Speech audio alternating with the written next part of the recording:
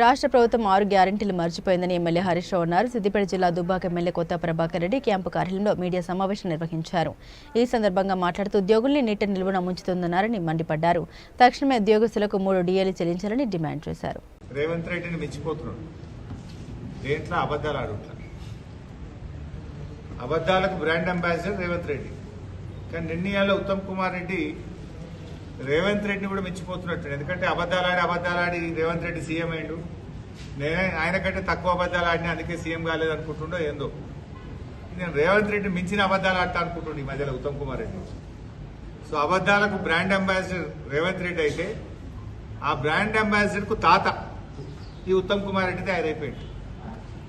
ఆ గోబల్ సెంటర్ ఆయన బతుకుంటే ఉరి పెట్టుకుంటుండే ఉత్తమ్ కుమార్ రెడ్డి అబద్ధాలు చూసి తప్ప వీడియో కూడా నన్ను మించిపోయింది అనుకుంటుండే. అట్లా తయారైపోయింది ఉత్తమ్ కుమార్ రెడ్డి.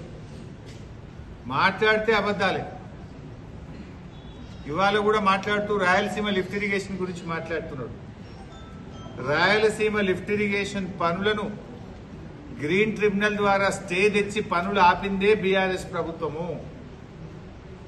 రాయలసీమ ఎత్తిపోతల పథకాన్ని అపెక్స్ కమిటీ ఎజెండాలో పెట్టాలని అపెక్స్ కౌన్సిల్లో ఆ ఎజెండాలో పెట్టించి కేసీఆర్ గారు స్వయంగా రాయలసీమ ఎత్తిపోతల పథకం అక్రమ ప్రాజెక్టు, దీన్ని నిలిపివేయాలని అపెక్స్ కౌన్సిల్లో గొంతెత్తి ప్రశ్నించిందే కేసీఆర్.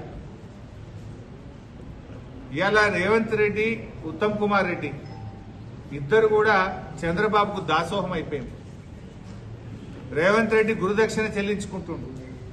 ఉత్తమ్ కుమార్ రెడ్డి కూడా భార్యాభర్తలు ఇద్దరు పోయి విజయవాడకు పోయి విజయవాడలో చంద్రబాబు గారిని కలిసి బజ్జీలు తినొచ్చిండు. అప్పటి నుంచి నేను కూడా అగనెస్ట్ మాట్లాడతలేడు. కృష్ణా నదీ జలాల్లో 10 ఏళ్ల రాష్ట్ర చరిత్రలో ఎప్పుడూ కూడా వాడనంత తక్కువ నీళ్లు వాడింది ఈ సంవత్సరం కాంగ్రెస్ ప్రభుత్వం.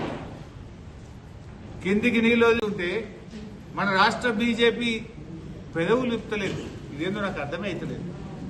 గోదావరి బనకచెర్ల మీద బీజేపీ పెదవులు ఎందుకు మూసుకుంటున్నది? చీటికి మాటికి ఒంటికాల మీద లేసే బీజేపీ నాయకుల్లారా, బీజేపీ కేంద్ర మంత్రుల్లారా, గోదావరి బనకచెర్ల మీద మీ పెదవులు ఎందుకు మూసుకుంటున్నారు?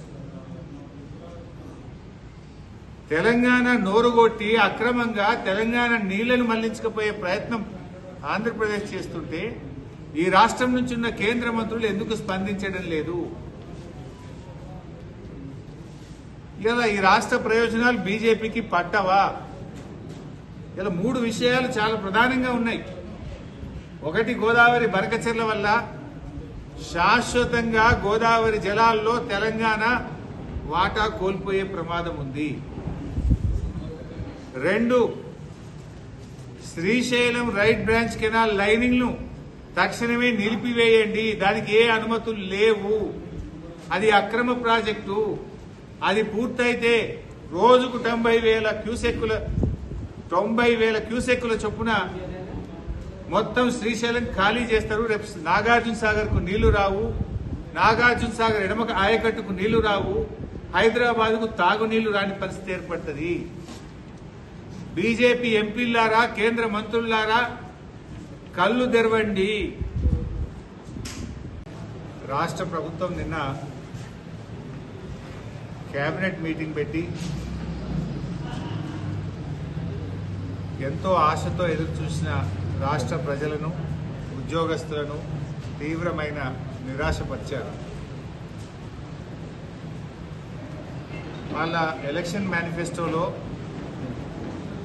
మొదటి కేబినెట్ మీటింగ్లోనే 6 గ్యారంటీలకు చట్టబద్ధత తెచ్చే నిర్ణయం తీసుకుంటాం. మొదటి అసెంబ్లీ సమావేశాల్లోనే 6 గ్యారంటీలకు చట్టబద్ధత తెస్తామని ఎన్నికల ముందు హామీ ఇచ్చారు. కానీ ఈ రోజు వరకు 6 గ్యారంటీల ఊసే ఎత్తలేదు.